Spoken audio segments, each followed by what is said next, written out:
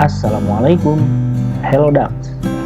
Dalam video kali ini, kalian akan belajar dan memahami tentang cermin lengkung. Oke, apa itu cermin lengkung? Ya, kalau cermin datar tahu ya. Yang cewek apalagi suka ngaca tuh tahu banget.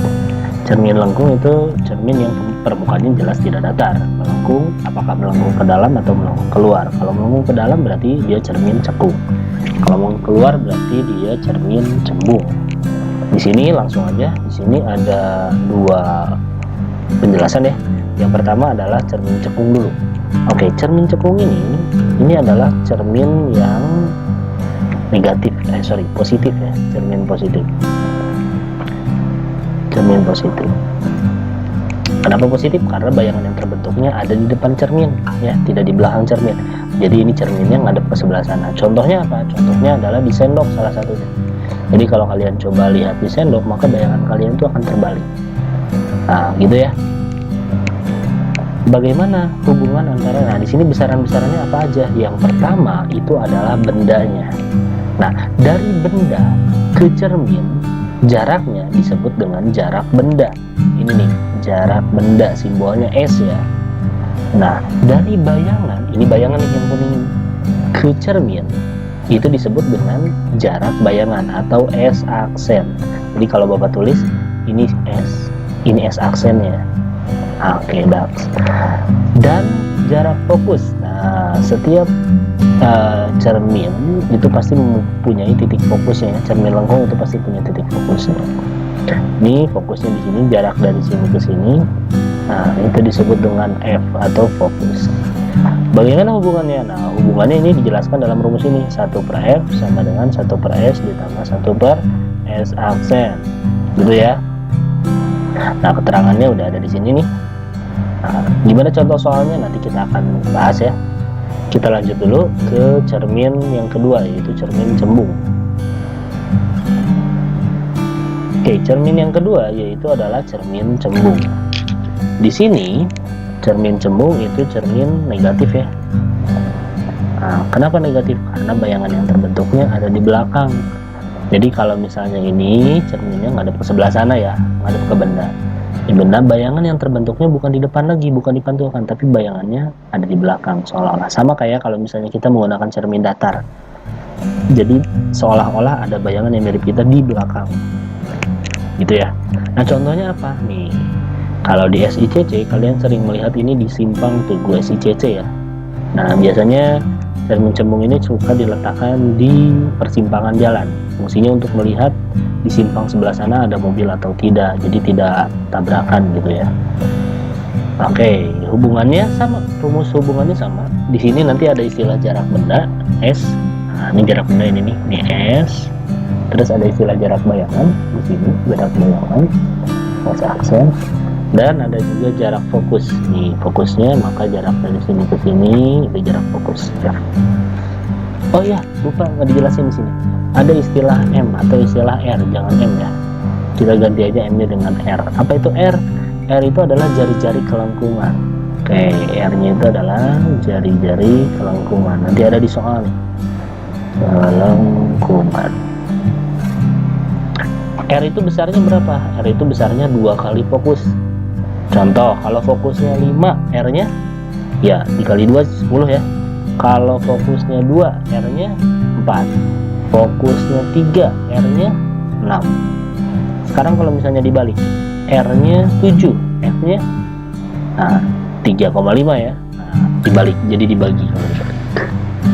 Oke, selanjutnya kita langsung aja coba ke contoh soal ya, biar lebih paham. Oke, sebelum ke contoh soal, di sini ada satu penjelasan lagi mengenai perbesaran bayangan. Ini untuk kedua bayangan ya. Jadi untuk mencari perbesaran bayangan adalah jarak bayangan dibagi dengan jarak benda, S aksen dibagi S. Kelihatan ya? S aksen dibagi S.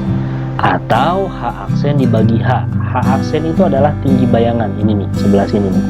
Ini kalau cermin cekung ya. Ini H aksen. Di mana H? Nah, ini H-nya. Tinggi bendanya. Nah, itu ya. Oke, biar lebih paham lagi, coba deh langsung ke contoh soal. Oke, contoh soal yang pertama. Contoh 1.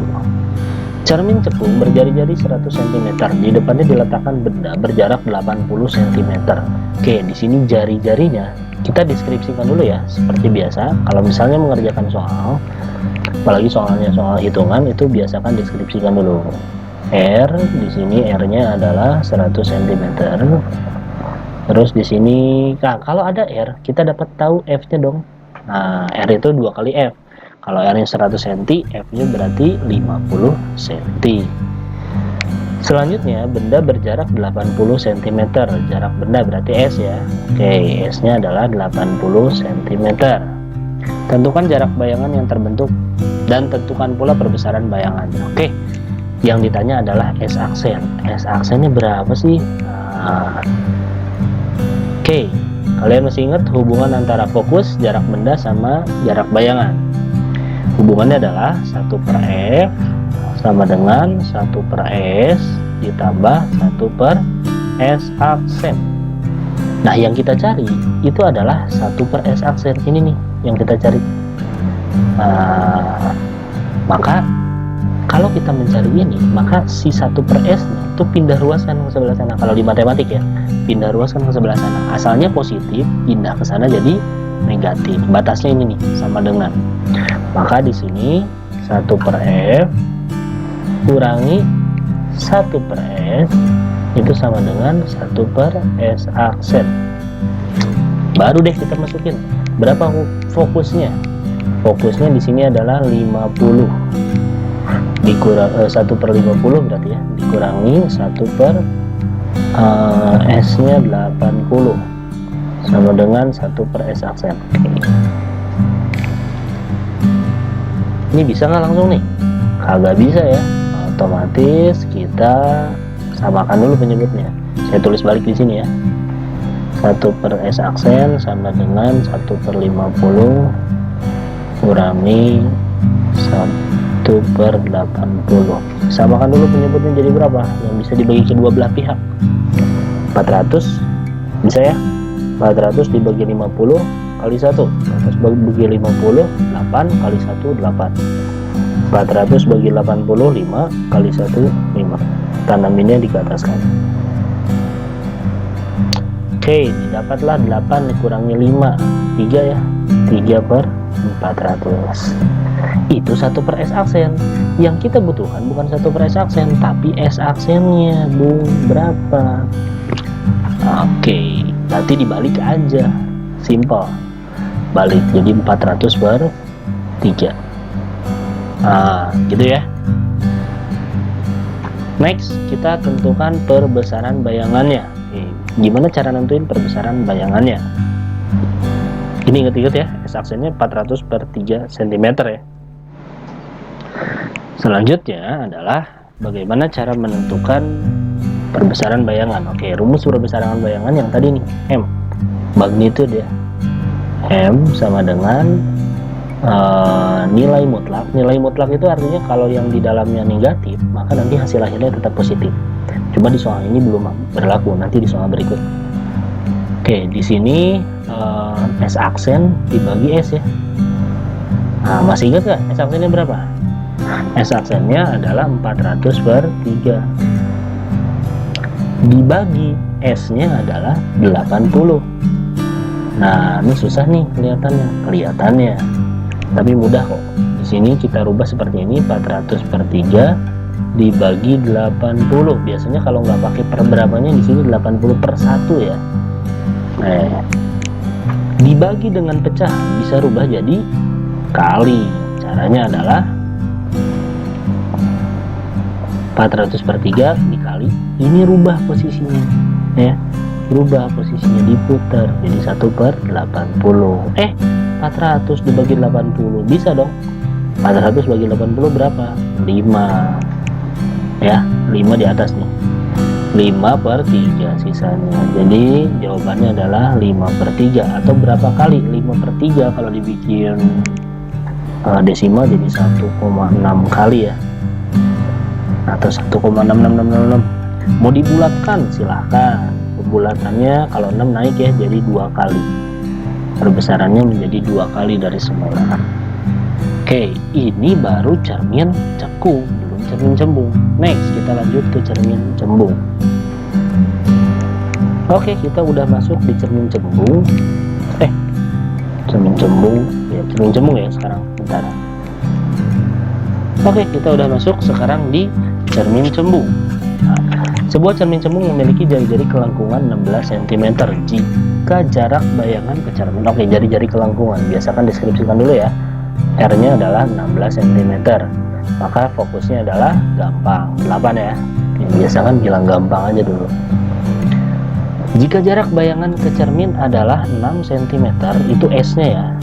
6 cm dan tingginya adalah 4 cm, maka tentukan pertama jarak benda ke cermin. Oke, jarak benda ke cermin tuh ini tinggi bayangan, sorry jika jarak bayangan ke cermin, ini S aksen, ini H aksen. Oke, yang ditanya adalah jarak benda S nya berapa sama tinggi benda. Tinggi benda.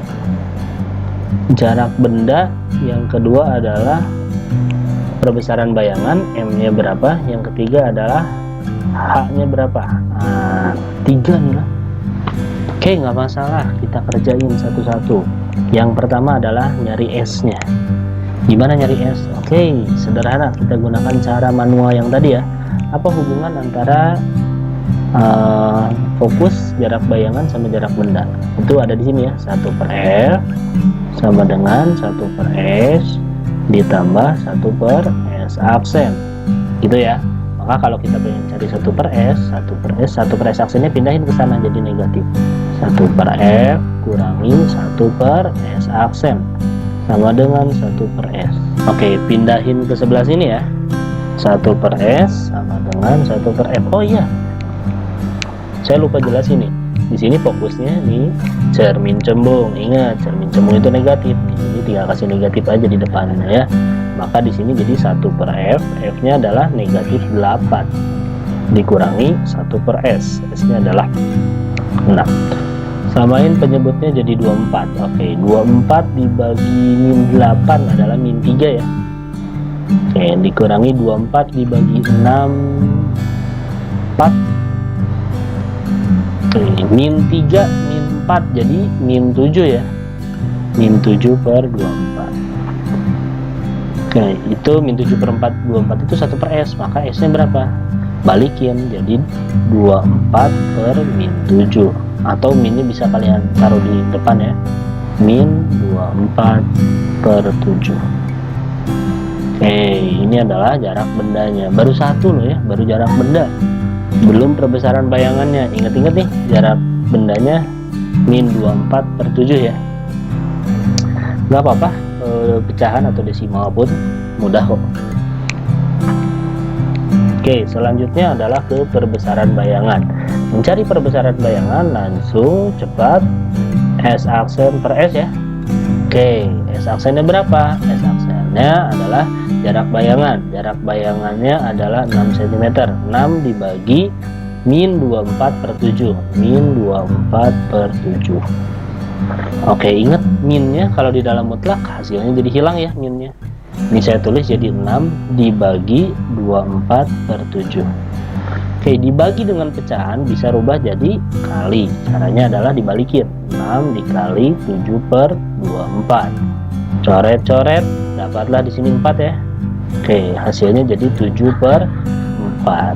7/4 itu berapa? 7/4. Oke, 7 bagi 4 1,75 ya. Nah, 1,75 nggak enak, kita bulatin aja jadi 2. Jadi perbesarannya berapa kali? 2 kali. Atau 1,75 juga boleh sih sebenarnya. 1,75 kali. Oke, silahkan.